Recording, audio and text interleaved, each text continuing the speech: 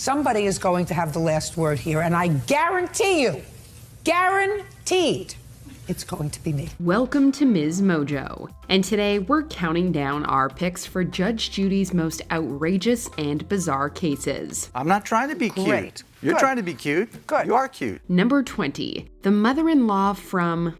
In what plays like a particularly unhinged sitcom, the plaintiff in this case, Patricia Renante, is a disgruntled mother-in-law who just doesn't get the hint. She's a nice lady, and you don't look like a bad guy. You're quiet. You don't look like a bad guy. She's too involved in your business. What? Mrs. Renante's ongoing acrimony with the defendant, her son's ex, and the mother of her grandchild led to a restraining order against her. The judge knows going in that she probably deserved it. And if it's not good for you to be around a grandparent, for whatever reason, either because they're a pot stirrer, Not a pot stirrer. Her interruptions and defensiveness get pretty tiring pretty fast, but it's her complete lack of accountability for breaking a restraining order that really takes the cake. If there's one thing Judge Judy has no patience for, it's people who flagrantly ignore the law. we're done. Your Honor, I'm out $2,500 in lawyer Good. fees because she took Good. me to court. Absolutely perfect. Number 19, the Interruptor. Kim Knoller is suing Thomas Doherty after he tried to cancel a reservation at her motorcycle rental business. You told him, according to your papers, that you had a no refund policy, that you would send him vouchers for another time. He said, I want my money back. Though the charges were eventually reversed, the plaintiff is here to collect for fees incurred. But the judge finds her business practices pretty harsh. Even as the judge tries to talk to her, she keeps repeating herself as if talking over the judge is going to change her mind. The NSF charges that I incurred for the money going in and out, the taxes that I had to pay, and the inconvenience of it all. I'm not giving you a quarter. The plaintiff just keeps repeating, no refunds.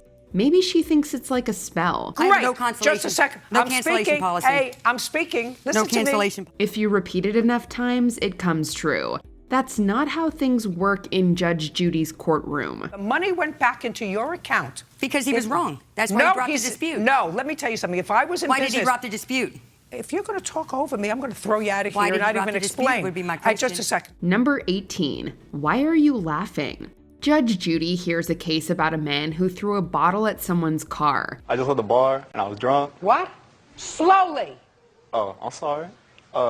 Why are you laughing? He readily admits he threw the offending bottle, but still can't understand how he did the damage. Pretty standard stuff at first, but as the suspiciously spacey and red-faced defendant tries his best to keep it together in court, he can't even keep from laughing through the case. We established a moment ago that you threw the bottle at the car, that you hit the car, and that you caused damage to the car. You said, yes, guy's drunk. Nah. The judge can hardly believe he thinks any of this is funny. She tells him that he's the only fool laughing. The plaintiff isn't laughing.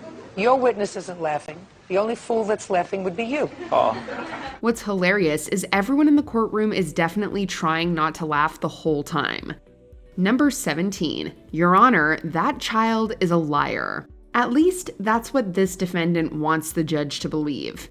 As the sweet, soft-spoken little boy who was bitten by her dog gives his testimony, defendant Loards Rodriguez can't help but point out the factual inaccuracies. Like, she had the leash on her hand while she was holding on to the strap. I'm sorry, Your Honor, that is false. Just a second, don't interrupt. Not the best way to endear yourself to anyone, let alone the judge. The judge quickly deduces that she has a pre-prepared version of the events that not only makes her look better, but also completely contradicts her sworn statement. You know, when you start to say things that you've been practicing in your mind Yes. to say, but as you actually articulate them, they sound stupid. Okay. Okay? The fact that this woman is so willing to throw this child under the bus and even blame him for it is kind of reprehensible. And if you sense that your dog was agitated, you cross the street. You don't direct the child to walk around you. You get your baby buggy and your dog and you move them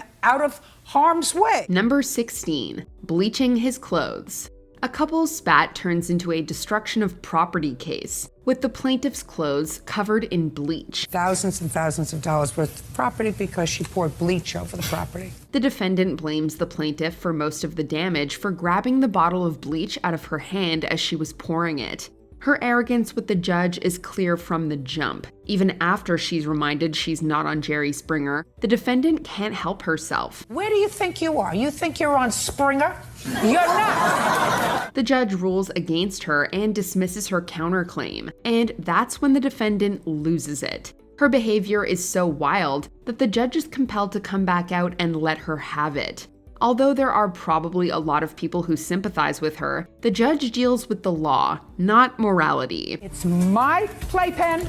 I have the word. You didn't hear nothing I gotta say about Go nothing. someplace You just else. wanna sit here. Number 15. Case dismissed. Never mind. Litigants rarely get a second chance in Judge Judy's courtroom. A man accused of stealing a television and assaulting his own sister sues his mother for false arrest. However, he storms out after the judge asks about his previous arrest record. I'm just talking about this case, Your Honor. I'm talking about who the I'm party... going to talk about this case at hand.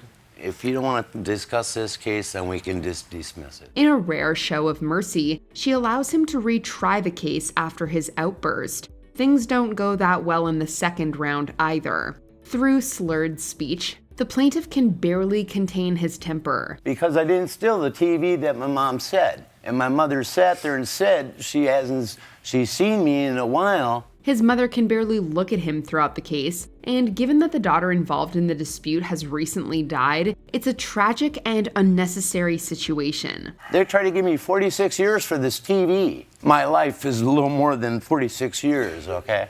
Or acting out in jail or whatever. I didn't do it. Number 14, a $5,000 haircut. When Judge Judy actually bothers with your case just for the pure entertainment of it, you know you're in trouble. The plaintiff told the judge not to hold his occupation as a lawyer against him. I'm a lawyer. Where? San Antonio, Texas. Hope you don't use that against me. No, I'm going to hold your lawsuit against you because it's stupid. In her brilliant, incisive way, she tells him it's not his profession that offends her, it's his stupid lawsuit. The plaintiff, who is, let's say, not exactly Fabio when it comes to his hair, is suing a hairstylist who cut his hair too short. So he's suing for $5,000. You went to the defendant to have your hair cut. Whatever hair you have left, you wanted to have cut.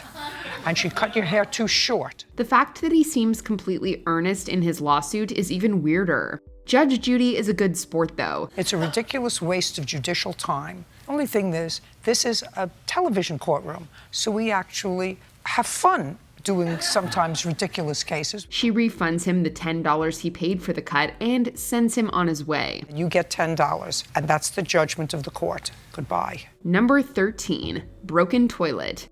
Accidents happen, but suing a friend over something that not only wasn't their fault, but is supremely embarrassing is low-key evil. Lisa Reed is suing her former friend, house cleaner Barbara Loth, for breaking her toilet when she sat on it. Judge Judy is rolling her eyes 10 seconds into this case, and we get the feeling she already knows how this is gonna go. All I want to know is, did you fall on it? Did you kick it? Heck no. Did you hit it with a hammer?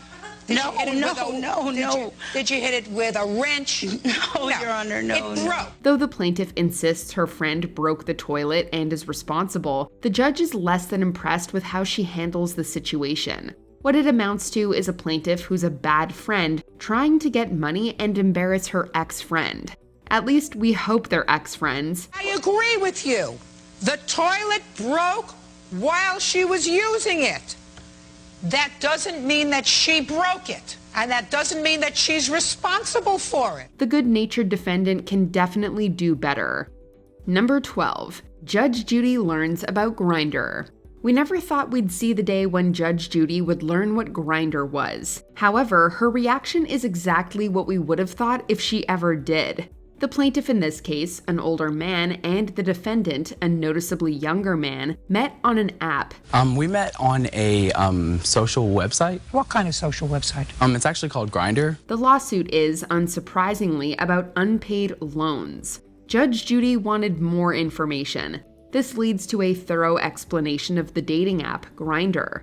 Although she looks incredibly confused, some of the audience members clearly know what's up. You went on this website in order to find someone who had the same sexual predisposition you did, right? No, actually, it was just to make friends. She eventually clicks right back into the case. She knows exactly what kind of social and financial arrangement the two had. However, her initial response to the idea that the defendant was just making friends on the app is priceless. If I were looking just to make friends, I wouldn't go on a website that said, you know, it's just for little old Jewish ladies. Number 11, 10 kids, 0 brains. The Judge Judy courtroom is not the place to advance your stand-up career. You'll end up looking like a fool. Database for all your kids. What kind of kids do you have? I have about 10 kids. You have 10 children? Yes, I do. Danny Gonzalez didn't need the judge's help to do that, though. When the judge expresses some surprise at the 21-year-old having 10 children, he responds by making a vulgar, if somewhat nonsensical joke about the judge's daughter. How many? About 4. About 4? What do you mean about 4? What does that mean, about 4? About 4 of them, including your daughter. The most pathetic thing is that he really does look terrified, but stupidity overrode his good sense. This might be your show, but this is my episode. No. You don't have, listen to me. You don't have an episode. Despite Gonzalez's obnoxious behavior, it's actually one of Judge Judy's tamer moments. Without even raising her voice, she puts him squarely in his place. Perhaps if you stayed in school a little longer and stayed out of the bedroom, you'd understand better. Number 10, allow me to demonstrate. Dr. Noel Howell is probably a legend on the dance floor. What happened, Mr. Howell? Why did she leave? The thing is, Judge Judy doesn't have a dance floor. That didn't stop him from doing an incredibly unfortunate but now legendary reenactment of the plaintiff's drunken antics while on the job. Her action became so bizarre, it was hilarious at times, dangerous at times. During a movie shoot in the Caribbean, Dr. Howell alleges that the plaintiff was smoking, quote, the good Antigua ganja, and things quickly got out of hand. And she was like, why? Why? His description of her increasingly erratic behavior is endlessly memeable, but his imitation of her dancing and screeching while under the influence is an unforgettable courtroom moment. Behavior like that, I was like, Melissa, what's going on? Number 9, doused with boiling water.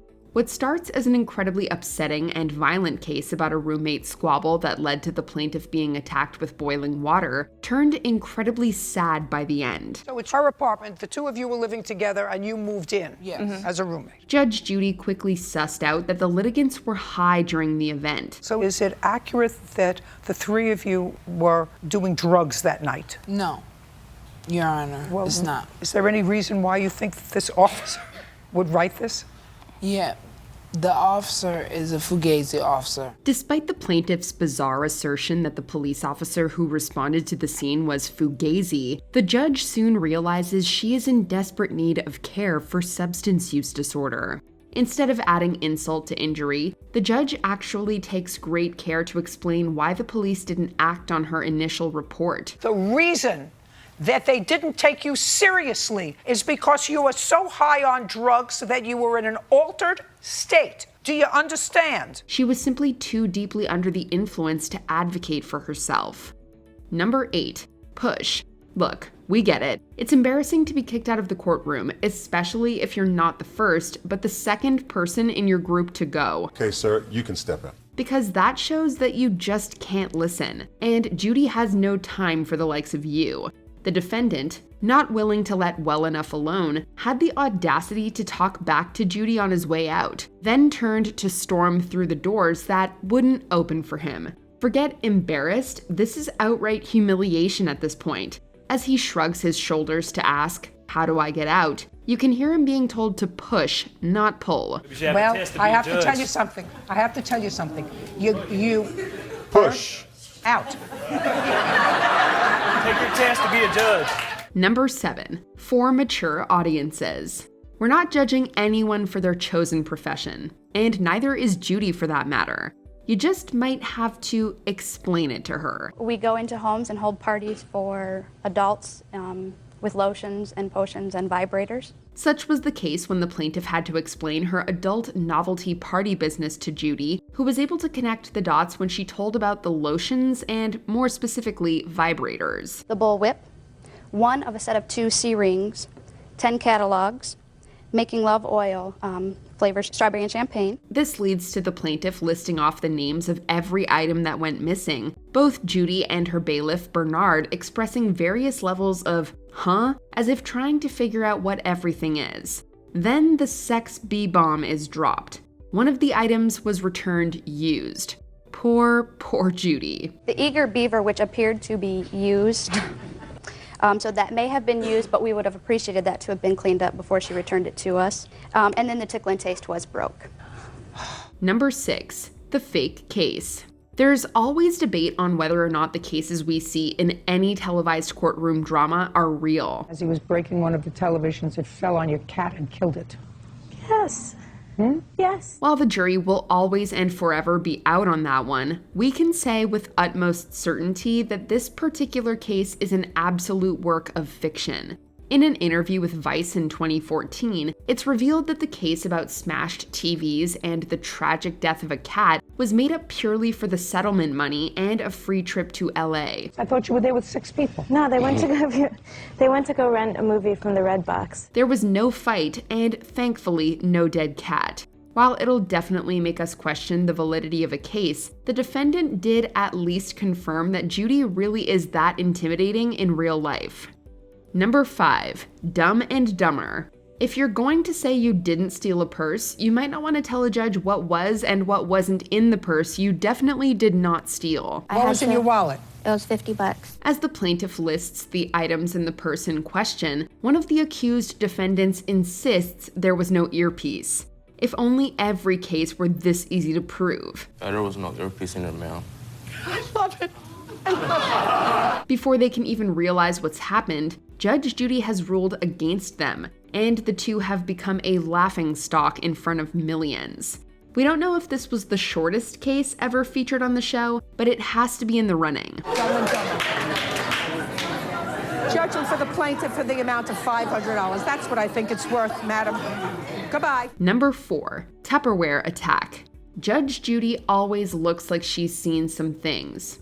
That being said, there are times when a plaintiff says something so unbelievable that she, as they say, can't even. She opened her Tupperware cupboard and forced all of her Tupperware on me like that. When a plaintiff tells her that the defendant threw not just 1 or 2, but all of the Tupperware on her, not at her, Judy calmly says she didn't throw all of her Tupperware on you. She's leaning her whole body into me, pointing her finger in my face. How dare you? Don't you even dare. Shame on you. That's it. I want you out of here. And she hit my head with her finger. She had all of her weight on me. Oh, ye of little faith, because the plaintiff not only insists that it happened, she gives a live demonstration, complete with aggressive voice acting, a lot of finger pointing, and scrunched up faces.